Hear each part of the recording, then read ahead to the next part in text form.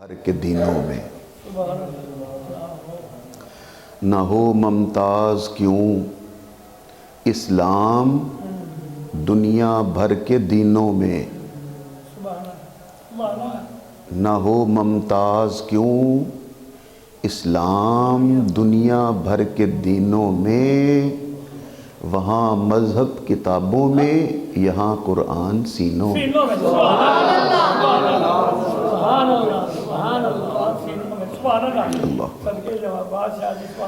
وہاں مذہب کتابوں میں یہاں قرآن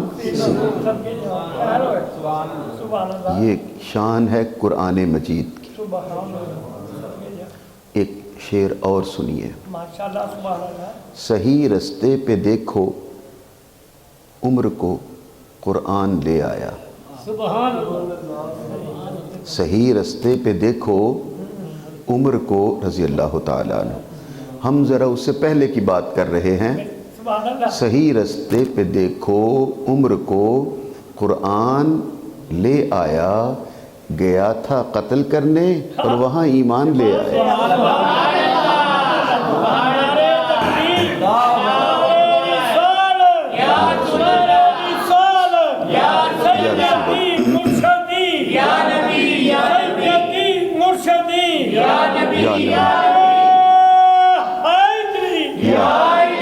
زندہ باد، ماشاء اللہ۔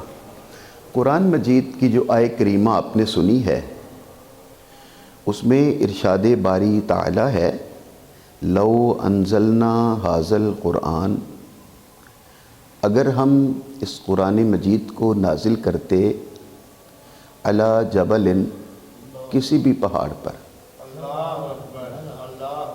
مضبوط سے مضبوط اور بڑے سے بڑا اور قوی سے قوی، سخت سے سخت پہاڑ، علی جبل، کسی پہاڑ پر بھی ہم اس قرآن کو نازل کرتے تو اس کا بوجھ اٹھا نہ سکتا، اسے برداشت کر نہ سکتا، ٹکڑے ٹکڑے ہو جاتا۔ علی جبل لرأیتہ خاشعا متصدعا من خشیت اللہ، خشیت الہی کی وجہ سے وہ برداشت نہ کر سکتا اور گوارا نہ کر سکتا اور ٹکڑے ٹکڑے ہو جاتا، ریزہ ریزہ ہو جاتا۔ قرآن کا بوجھ جسے پہاڑ نہ اٹھا سکے، جب اس قرآن کے ڈالنے کا وقت آیا تو میرے آقا کے دل نے کہا، لے میرے دل پہ ڈال۔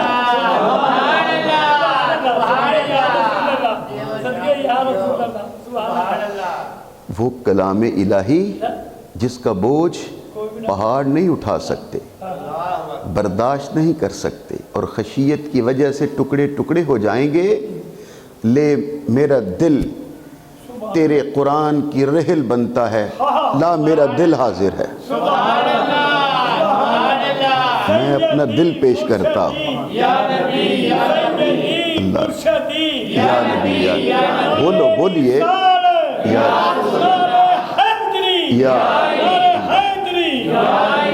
میں اپنا دل پیش کرتا ہوں۔ فَإِنَّهُ نَزَّلَهُ عَلَىٰ قَلْبِكَ بِإِذْنِ اللَّهِ۔ اور ایک دوسری آیت بھی ہے، نَزَلَ بِهِ الرُّوحُ الْأَمِينُ عَلَىٰ قَلْبِكَ، پھر ہم نے جبریل امین کے ذریعے اس قرآن کو نازل کیا اے میرے محبوب تیرے دل پر۔ سبحان اللہ، سبحان اللہ۔ نزل بہ الروح الامین علی قلبک، محبوب کے دل پہ اتارا۔ اللہ اکبر، اللہ اکبر۔ میرا خیال ہے یہ فقرہ سنو تو اپنا ایمان تازہ کرو۔ جب محبوب کے دل میں اتنی طاقت ہے کہ جو بوجھ کوئی نہ اٹھا سکے وہ دل اٹھا لیتا ہے، تو پھر ہاتھوں کی طاقت، بازوؤں کی طاقت، کمر کی طاقت، سر کی طاقت۔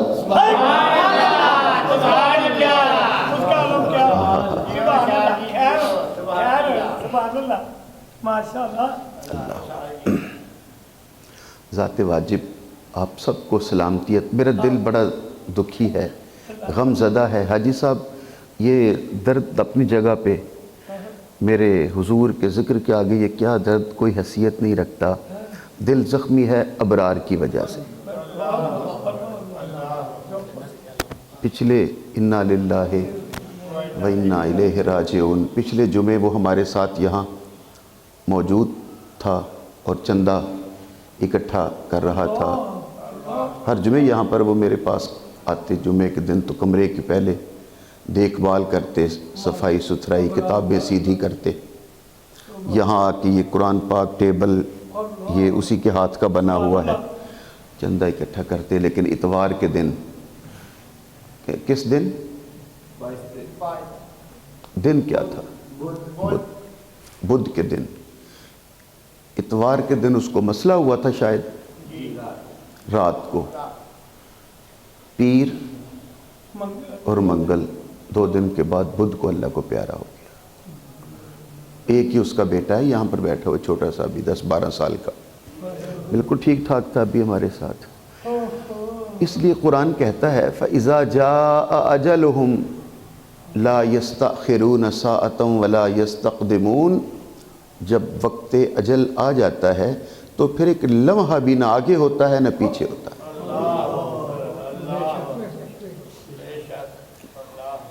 ایک لمحہ, اللہ اکبر, ایک لمحہ بھی نہ آگے ہوتا ہے نہ پیچھے.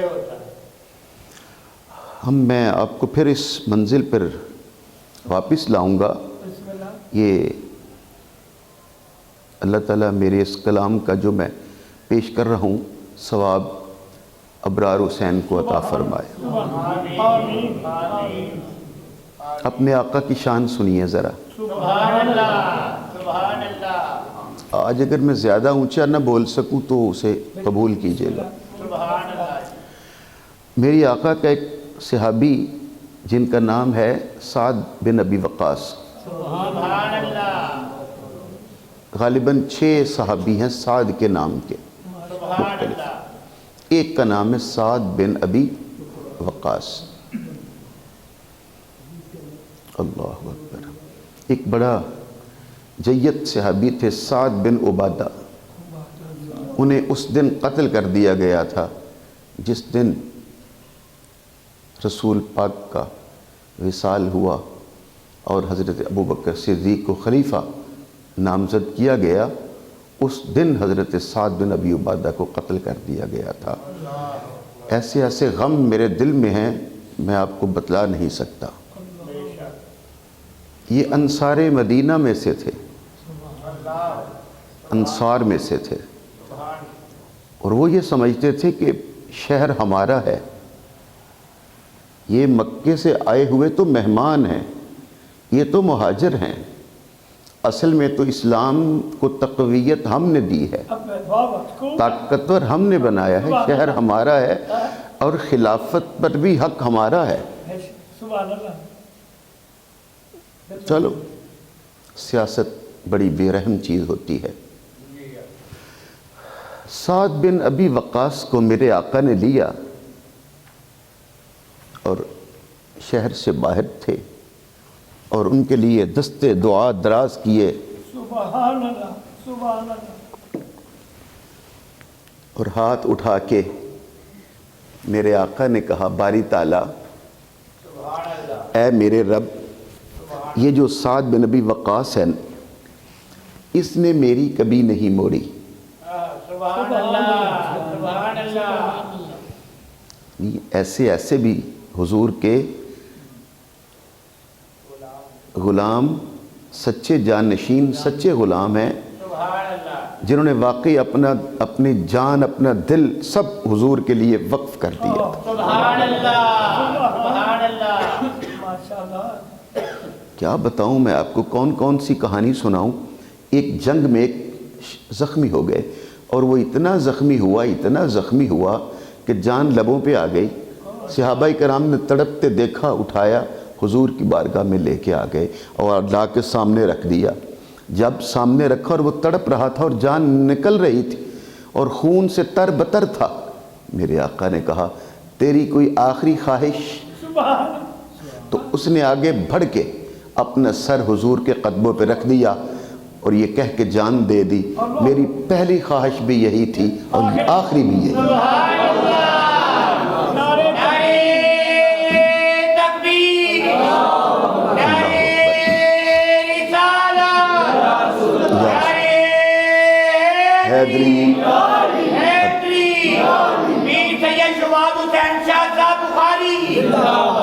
اللہ تعالیٰ آپ سب کو زندگیاں عطا فرمائے۔ تو میرے حضور نے سعد کی طرف اشارہ کر کے کہا باری تعالیٰ اس میرے سعد نے کبھی میری نہیں موڑی، تو بھی اس کی نہ موڑنا۔ سبحان اللہ، سبحان اللہ۔ لو جی سفارش کر دی میرے آقا نے، اللہ اکبر۔ اور پھر وہ وقت آ گیا حاجی صاحب جو قرآن کہتا ہے اذا جاء اجلہم لا یستأخرون ساعۃ ولا یستقدمون۔ سبحان اللہ۔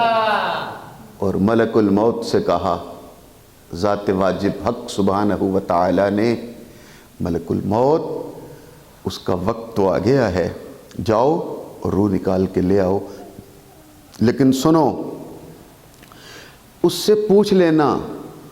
سبحان اللہ، سبحان اللہ۔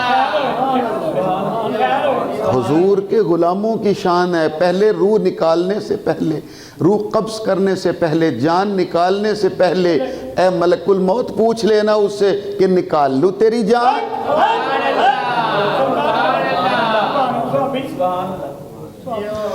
اب ملک الموت حیران ہو کر عرض کرتے ہیں باری تعالیٰ یہ حکم پہلے تو کبھی مجھے نہیں تھا عوام الناس کے لیے، یہ حکم تو انبیاء کرام کے لیے تھا کہ میں نبیوں سے جا کر ابراہیم علیہ السلام سے، کبھی حضرت موسیٰ علیہ السلام سے، اور پھر آپ جناب کی ذات بھی ہے، تو یہ عوام کے لیے تو یہ حکم نہیں تھا، تو آج تو فرما رہا ہے کہ یہ سعد سے بھی پوچھ لینا۔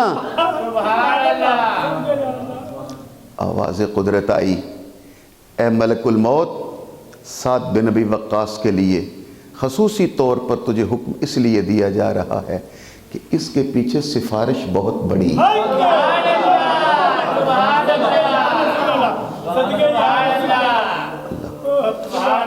اس کے پیچھے سفارش بہت بڑی ہے۔ ادھر آ گئے ملک الموت حضرت سعد بن ابی وقاص کے پاس اور آ کے کہتے ہیں کہ قبلہ اگر اجازت ہو تو روح قبض کر لوں۔ سبحان اللہ، سبحان اللہ، سبحان اللہ۔ اللہ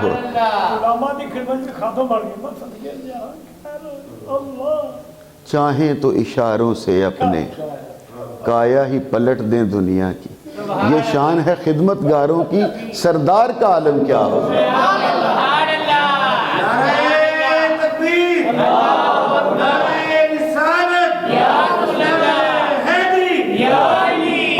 آپ بھی سارے جواب دو نا، ٹوپی والے میرے بھائی آپ بھی بولو نا، حیدری زندہ باد، زندہ باد۔ اب حضرت سعد بن ابی وقاص کی طرف سے بھی سن لیجئے، جب پوچھا نا ملک الموت نے کہ آپ کی اجازت ہو تو میں آپ کی روح قبض کر کے پیش کر دوں ذات واجب کی بارگاہ میں، کیونکہ وقت آپ کا آ گیا ہے، لیکن مجھے حکم ملا تھا پوچھ لینا۔ تو اب ان کی بے نیازی نہیں، ان کی نیاز مندی بھی دیکھیے۔ ہم بے نیازی کو نیاز مندی کے لفظوں میں ادا کرتے ہیں۔ یہ عرض کرتے ہیں، یہ حضرت سعد بن ابی وقاص ملک الموت سے کہتے ہیں دیکھ میری جوانی گزر گئی ہے میدان جنگ میں۔ آپ کو نہیں شاید پتا، ایران، فارس، قادسیہ یہ حضرت سعد بن ابی وقاص نے فتح کیے تھے، اور ان کے ساتھ دوسرے سپہ سالار کون تھے؟ وہ تھے ابو عبید ثقفی، جن کے بیٹے کا نام تھا مختار ثقفی، وہی مختار جس نے 10 محرم کے امام حسین کے مجرموں کو ایک ایک کر کے تلاش کر کے سزا دی تھی۔ ابو عبید ثقفی اور سعد بن ابی وقاص، یہ سارا ایران، عراق، کوفہ اور قادسیہ سے لے کر مکمل فارس سعد بن ابی وقاص کی تلوار کے زیر نگوں آیا تو ملک الموت سے کہتے ہیں جوانی تو میری گزر گئی میدان جنگ میں، میدان جہاد میں تلواروں کے ساتھ، اور اب بڑھاپے میں نے آ کے شادی کر لی ہے، بچے ہیں میرے چھوٹے چھوٹے، کوئی 5 سال 6 سال، کوئی 7 سال کا، 10 سال کا، میں مر گیا تو یہ تو یتیموں میں رل جائیں گے، یہ تو بے خانما زندگی گزاریں گے اور کوئی ان کا پرسان حال نہیں ہوگا، تو اگر ٹھیک ہے تجھے حکم آیا ہے کہ پوچھ لینا تو میرے پیچھے بھی میرے محبوب کی دعا ہے۔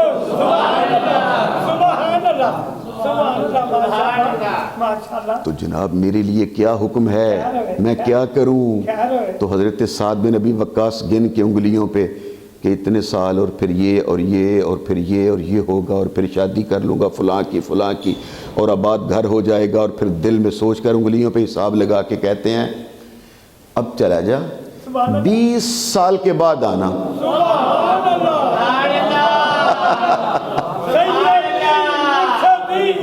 یا نبی ہے، یا نبی، کتنے حیدری، اللہ اللہ۔ سوئی صاحب بڑی کوشش کر رہے ہیں آپ کو بیدار کرنے کی، اب پتہ چلتا ہے یہ کامیاب ہوتے ہیں یا آپ۔ فرمایا 20 سال بعد، کیا بولو، 20 سال بعد، کتنے سال بعد آنا؟ 20 سال بعد۔ حضرت ملک الموت اٹھے اور باری تعالیٰ کی بارگاہ میں التجا کرتے ہیں، یا رب حکم تو یہی ہے تیرا قرآن کا، اذا جاء اجلہم لا یستأخرون ساعۃ ولا یستقدمون، لیکن یہ کہہ رہے ہیں 20 سال کے بعد آنا، کیا حکم ہے؟ آواز قدرت آئی، اے ملک الموت واپس پلٹا، تو باری تعالیٰ پھر تیرے قانون کا کیا بنے گا؟ آواز قدرت آئی، فکر کی ضرورت نہیں ہے، واپس پلٹا، ہم قانون کو دیکھیں یا اپنے محبوب کو دیکھیں؟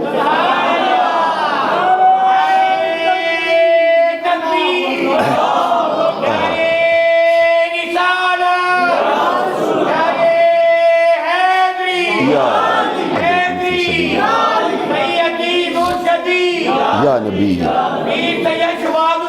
سب کو سلامت رکھے، اللہ تعالیٰ آپ سب کو زندگیاں اور خوشیاں عطا فرمائے۔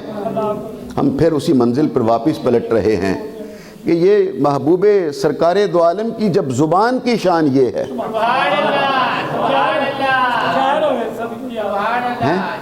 تو پھر بات اچھا کبھی آپ نے غور کیا ہے کہ یہ ایک حدیث شریف بھی ہے، میرے آقا فرماتے ہیں تنامو عینایا ولا ینام قلبی، یہ حضور پاک کی حدیث پاک فرمان عالی شان ہے۔ حضور فرماتے ہیں جب میں سو جاتا ہوں میں بھی آرام ہوتا ہوں، تنام عینایا، میری آنکھیں سو جاتی ہیں، مگر یہ مت خیال کرنا کہ تمہاری طرح شاید میرا دل بھی سویا ہوا ہے، نہیں نہیں، میرا اور تمہارا یہی فرق ہے، میری آنکھیں سو جاتی ہیں، دل میرا جاگتا رہتا ہے۔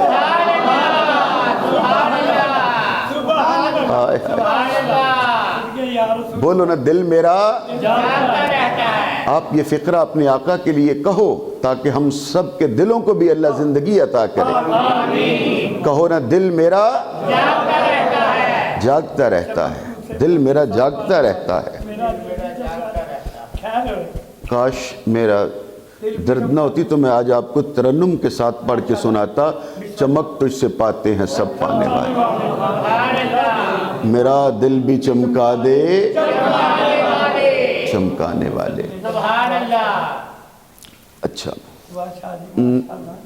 پہلے ایک اور بات سنو، تہجد کے وقت میرے آقا سبحان اللہ۔ اٹھے وضو کیا، اور جب وضو حضور کرتے تھے تو وہ ہمارے لیے ہوتا تھا سبحان اللہ، تاکہ وضو کو ہمارے لیے سنت بنا سکے۔ سبحان اللہ، سبحان اللہ، جب حضور وضو کرتے تھے تو ہمارے لیے کرتے تھے تاکہ وضو کو ہمارے لیے سنت بنا سکیں۔ اب آپ کو سمجھ آئے یا نہ آئے، آپ مانو یا نہ مانو، آپ اس بات کی تہہ تک پہنچ سکو یا نہ پہنچ سکو، جملہ میں کہہ دیتا ہوں، یاد رکھیے گا، میرا ایمان یہ ہے، میرا عقیدہ یہ ہے، میں آج تک یہی سمجھا ہوں، 50-55 سال کی زندگی میں یہی سمجھا ہوں، سینکڑوں نہیں ہزاروں کتابیں پڑھ چکا ہوں، میں اسی منزل پر پہنچا ہوں۔ جیسے وضو اس لیے کرتے ہیں نا کہ ہمارے لیے سنت بن جائے، اسی طرح میرے آقا دنیا سے گئے بھی اس لیے ہیں تاکہ مرنا بھی ہمارے لیے سنت مصطفیٰ بن جائے۔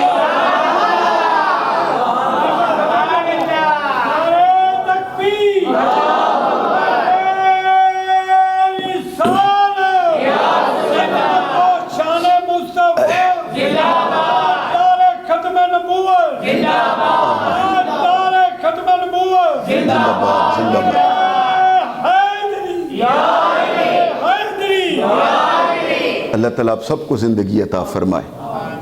تہجد کے وقت حضور اٹھے، وضو کیا اور تہجد کی نماز پڑھی، اور نماز پڑھ کے میرے آقا اپنے مصلی پر ہی سو گئے۔ کیا آپ کے علم میں ہے یہ بات کہ ہم پر نمازیں 5 فرض ہیں، لیکن رسول پاک پر 5 نہیں 6 فرض تھی۔ سبحان اللہ، سبحان اللہ، سبحان اللہ۔ ہاں، حضور پاک پر تہجد کی نماز بھی، تو پھر ایک بار مل کے مجھے جواب دو نا تاکہ میرا بھی ایمان تازہ ہو جائے۔ ہم پہ 5 فرض ہیں، ان پہ 6 فرض، تو پھر ثابت ہو گیا نا کہ وہ ہم جیسے نہیں ہیں۔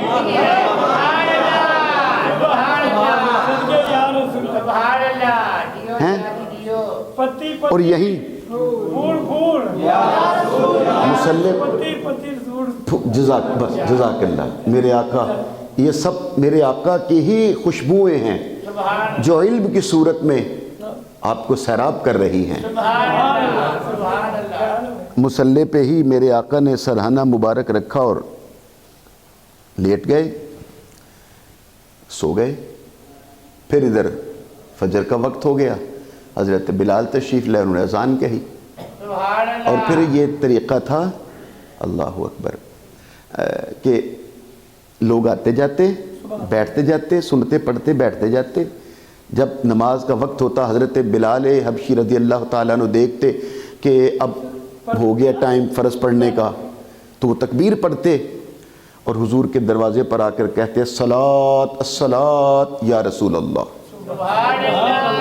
حضور تشریف لائیے، نماز کا وقت ہو گیا، کیونکہ دروازے کے باہر کھڑے ہو کر حضور کو مزید آواز دینے کی اجازت نہیں تھی۔ کل میں ایک حدیث پاک کی کتاب پڑھ رہا تھا رات کو، امام بخاری کی کتاب ادب المفرد، تو میں اس حدیث شریف کو پڑھا اور پھر چوم کر اس کتاب کو میں نے بند کر کے رکھا۔ امام بخاری کی وہ صحابہ کرام کہتے ہیں کہ ہم اپنے آقا کے دروازے کو جب کبھی کھٹکھٹانا ہوتا تو ہاتھوں سے نہیں کھٹکھٹاتے تھے، اپنے انگلیوں کے ناخن سے کھٹکھٹاتے تھے۔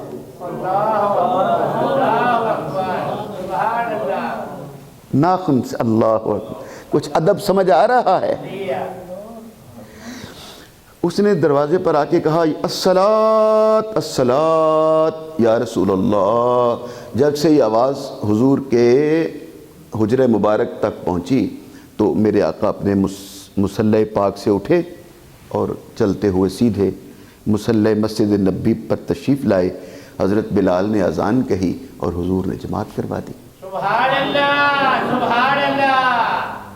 سلام پھیرا اور دعا مانگی، لوگوں نے دستبوسی کی اور حضور اپنے گھر تشریف لے گئے۔ اب جو گھر پہنچے تو ام المومنین حضرت بی بی عائشہ صدیقہ انتظار میں بیٹھی تھی۔ سبحان اللہ، سبحان اللہ۔ جن کو بات سمجھ آ رہی ہے وہ تو ان کے کان تو کھلے ہوئے ہیں۔ سبحان اللہ۔ اسماعیل آپ بھی بولو نا سبحان اللہ، آپ کو کیا ہے؟ اللہ وہ پیچھے ایک اور بچہ بیٹھا یہ رات 1-1:30 بجے تک یہاں میرے پاس تھا، اللہ آپ سب کو سلامت رکھے۔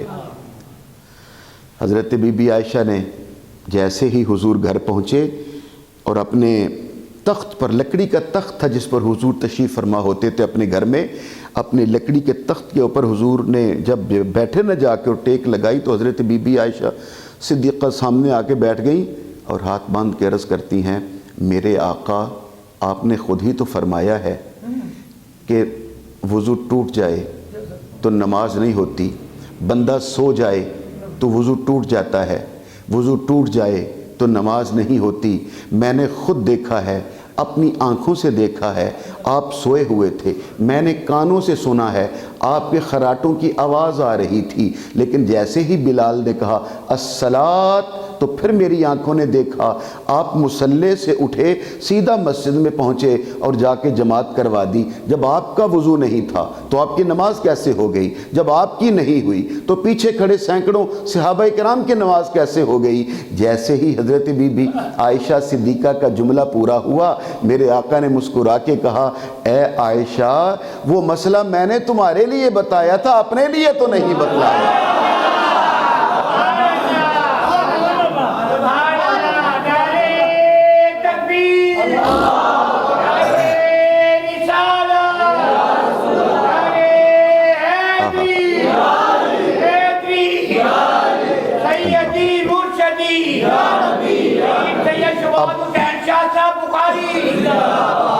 جس نے زندہ باد کہا ہے اللہ تعالیٰ ان سب کو زندگی عطا فرمائے، لمبی زندگی اور صحت والی زندگی عطا کرے اللہ تعالیٰ آپ سب کو۔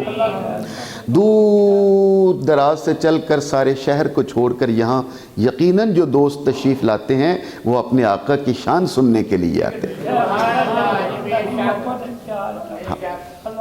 اچھا سوچ رہے ہوگے کہ میں نے آپ کو یہ بات کیوں سنائی ہے؟ وہ اس لیے سنائی ہے، حضرت بی بی عائشہ سے کہا، اے عائشہ وہ مسئلہ میں نے آپ کے لیے امت کے لیے بتایا ہے، اپنے لیے نہیں، اور میری شان یہ ہے کہ تنام عینایا ولا ینام قلبی، جب میں سوتا ہوں تو میری آنکھیں سوتی ہیں، دل میرا جاگتا رہتا ہے۔ ہم جب سوتے ہیں تو آنکھیں بھی سو جاتی ہیں، دل بھی سو جاتا ہے، اور ہم خراٹے لے رہے ہوتے ہیں، ہمیں کچھ پتہ نہیں ہوتا ہمارے آس پاس سے کون گزر گیا، لیکن میرے آقا فرماتے ہیں میرا دل جاگتا رہتا ہے۔ اب میرا خیال ہے اب تک جو دوست خاموش بیٹھے ہیں میرے اس جملے پر یقیناً سب کی زبان ایک بار ضرور تالا کھل جائے گا۔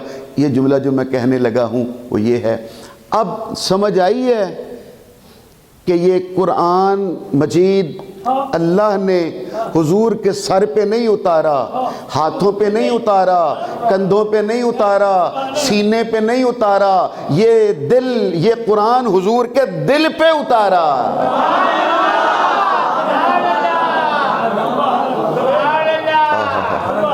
کیونکہ دل میرے آقا کا اگر دل بھی سو جاتا، کیوں جاگتا ہے؟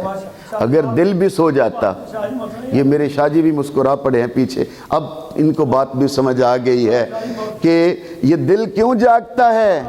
اگر دل بھی سو جاتا، جبریل قرآن لے کے آ جاتا، ادھر دل سویا ہوا ہوتا، جبریل پاس بیٹھا ہے قرآن لے کر،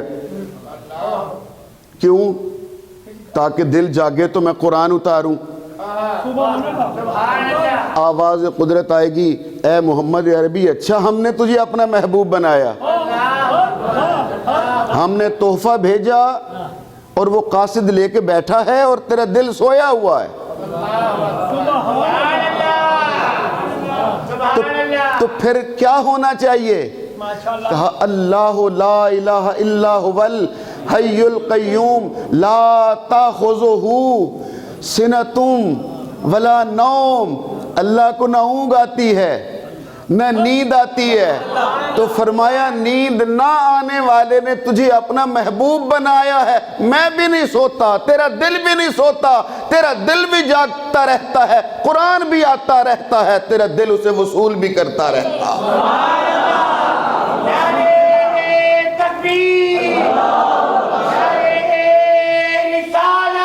یا رسول اللہ صلی اللہ علیہ وسلم۔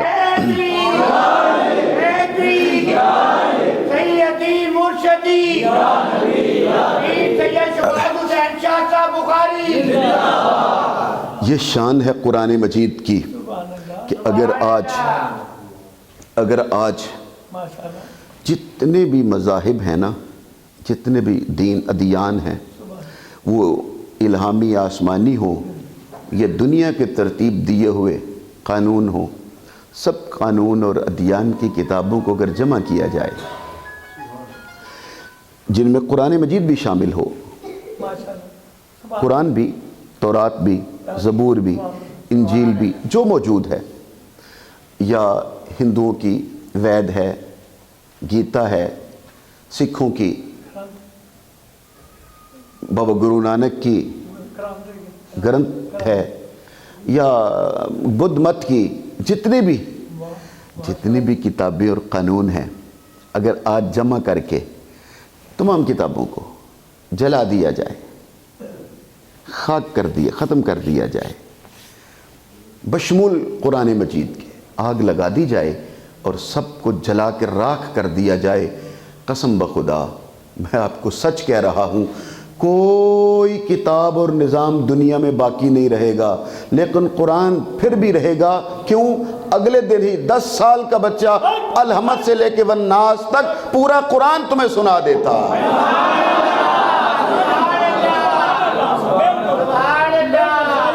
باقی سب کتابیں غائب ہو جائیں گی، باقی سب کتابیں حذف ہو جائیں گی، لیکن الحمد سے لے کے والناس تک تمہیں قرآن سنانے کے لیے چھوٹے سے گاؤں میں سے بھی کوئی نہ کوئی بچہ تمہیں مل جاتا ہے۔ کیا آپ حضرات اس پر سبحان اللہ بے اختیار نہ کہہ اٹھو گے کہ آنکھوں والے تو آنکھوں والے رہ گئے، تمہیں اندھے قرآن سنانے والے مل جائیں گے۔ اس قسم بخدا، اس قرآن مجید کی عزت کی قسم، اس قرآن کی اس سے بڑی شان اور کیا ہوگی کہ جس اندھے کو کچھ نظر نہیں آتا، قرآن تو اسے بھی نظر آ رہا ہوتا۔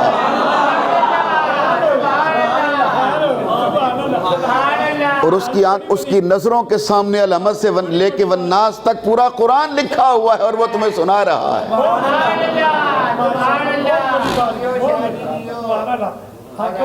اللہ اکبر، اللہ اکبر، جزاک اللہ۔ میرا مالک آپ سب کو قرآن مجید کی بہت ساری عزتیں کہا۔ وَنُنَزِّلُ لَوْ أَنزَلْنَا هَذَا الْقُرْآنَ، ہم نے یہ قرآن اپنے محبوب کے دل پہ نازل کیا، نزل بہ الروح الامین علی قلبک، اپنے محبوب کے دل پہ اتارا ہے، دل پہ اتارا ہے۔ اور یاد رکھیے گا یہ قرآن کی شان ہے کیا کہ یہاں سے کھولیں یہ بھی پاک ہے، یہاں سے کھولیں تو بھی پاک ہے، یہاں سے کھولیں تو بھی پاک ہے، یہاں سے کھولیں تو بھی، یہاں سے کھولیں پھر بھی، یہاں سے کھولیں تو بھی، بند کر کے رکھ دیں پھر بھی پاک ہے، کپڑے میں لپیٹ دیں پھر بھی پاک ہے، کتابوں میں محفوظ کر دیں پھر بھی پاک ہے، ضعیف ہو جائے تو مٹی میں دفن کر دیں پھر بھی پاک ہے۔ اس کائنات میں ہے کوئی ایسی ہستی کہ جسے جہاں سے دیکھیں پاک ملے؟ تو وہ بس آمینہ کا لال ہے، پیدا ہونے سے لے کے وفات تک جہاں سے دیکھو گے آمینہ کے لال کی زندگی تمہیں پاک ملے گی۔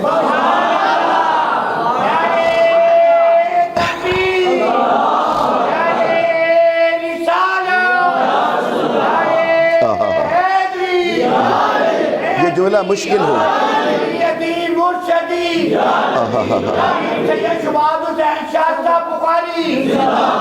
یہ جملہ شاید مشکل ہو گیا ہے، وہ یہ میرے محبوب، اب سمجھ آئی ہے دل پہ کیوں اتارا ہے؟ جیسے یہ قرآن پاک ہے، میرے آقا کا دل بھی پاک ہے، اور سیدہ آمنہ کے گھر میں مولود ہونے سے لے کر وصال مبارک تک زندگی کا ہر لمحہ پاک ہے۔ اور بس آخری جملے ہیں وہ یہ ہیں کہ میرے آقا نے دنیا سے جاتے وقت اور وصال کرتے وقت اعلان کر کے کہا تھا، میں جا رہا ہوں، انی تارکن فیکم الثقلین، لیکن میں تمہارے پاس ایک چیز نہیں، میں تمہارے پاس دو چیزیں چھوڑ کے جا رہا ہوں، ایک قرآن، ایک اہل بیت۔ ذرا مل کے کہو نا، ایک قرآن، ایک اپنی اہل بیت۔ اور کہا القرآن مع علی وعلی مع القرآن، قرآن علی کے ساتھ ہے اور علی قرآن کے ساتھ ہے۔ اب یہاں یہ دو کھڑکیاں جو آپ دیکھیں، ایک کھڑکی یہاں پر دروازہ تھا مسجد نبوی میں کھلتا رسول پاک کے گھر کا، اور یہ دروازہ کھلتا تھا ساتھ مولا علی شیر خدا کے گھر کا۔ تو پہلے جب مسجد نبوی بنی تو گراؤنڈ تھی، ارد گرد سب لوگوں نے اپنے اپنے گھر بنا لیے، اور سب کے گھر مسجد میں، دروازے مسجد میں کھلتے تھے، ادھر بھی ادھر بھی ادھر بھی ادھر بھی۔ اور پھر ایک دن آیا کہ میرے آقا نے مسجد میں کھڑے ہو کے اعلان کیا، کہا یہ دروازہ رہنے دو، جتنے دروازے مسجد میں کھلتے ہیں سب بند کر دو۔ سب گھروں کے دروازے مسجد نبوی کے اندر جو کھلتے ہیں بند کر دیے جائیں۔ سب کے دروازے بند ہو گئے۔ اب میں آپ کو بتانے لگا ہوں، جیسے قرآن پاک، آمینہ کا لال پاک، اور جس مولا علی کے حوالے کر کے گئے تھے، ان کی پاکیزگی کا عالم کیا ہے سنیے۔ اب صحابہ کرام حاضر ہوئے اور آ کے عرض کرتے ہیں، یا رسول اللہ، وہ ہمارے دروازے تو بند ہو گئے لیکن ایک دروازہ کھلا ہے۔ فرمایا کون سا؟ علی کے گھر کا۔ سبحان اللہ۔ میرے آقا نے فرمایا اچھا، یا رسول اللہ یہ دروازے بند کیوں کروائے گئے ہیں؟ میرے آقا، یہ حدیث میں آپ کو سنا رہا ہوں، میرے آقا نے فرمایا یہ میں نے بند نہیں کروائے، اللہ نے کروائے۔ اور اگلا جملہ فرمایا یہ دروازے میں نے بند نہیں کروائے، اللہ نے کروائے ہیں، اور جس اللہ نے یہ دروازے بند کروائے ہیں اسی اللہ نے علی کا دروازہ کھلا رکھا۔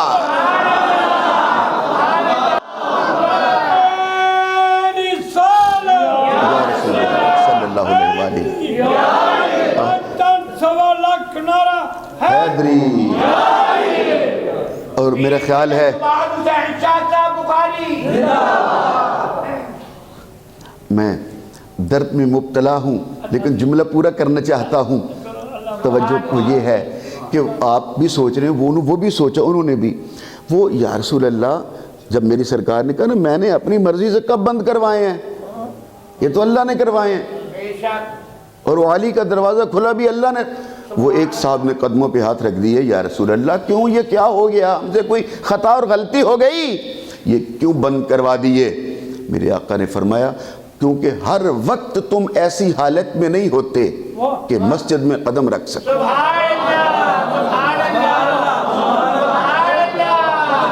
یہاں سے لے کے یہاں تک تم ہر وقت اس حالت میں نہیں ہوتے کہ مسجد میں قدم رکھ سکو۔ انسان پر ایسی حالت طاری ہوتی ہے کہ وہ مسجد میں قدم نہیں رکھ سکتا۔ کہا تم ہر وقت اس حالت میں نہیں ہوتے کہ مسجد میں قدم رکھ سکو، لیکن اس گھر کے مکین علی ہو، حسن ہو، حسین ہو، ہر وقت اس حالت میں ہوتے ہیں کہ مسجد میں آ بھی سکتے ہیں، جا بھی سکتے ہیں۔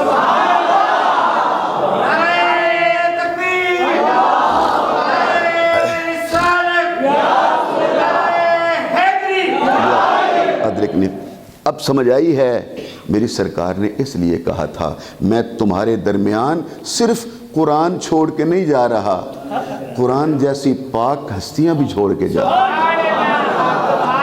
اور ان ہستیوں کو میرے آقا نے کبھی یہاں کھڑا کر کے دکھایا، کبھی یہاں سینے پہ کھڑا کر کے دکھایا، کبھی پیٹ پہ کھڑا کر کے دکھایا، کبھی رانوں پہ بٹھا کے دکھایا، کبھی پہلوؤں پہ اٹھا کے دکھایا، نہیں کبھی سجدے میں جا کے پشت پہ اٹھا کے دکھایا،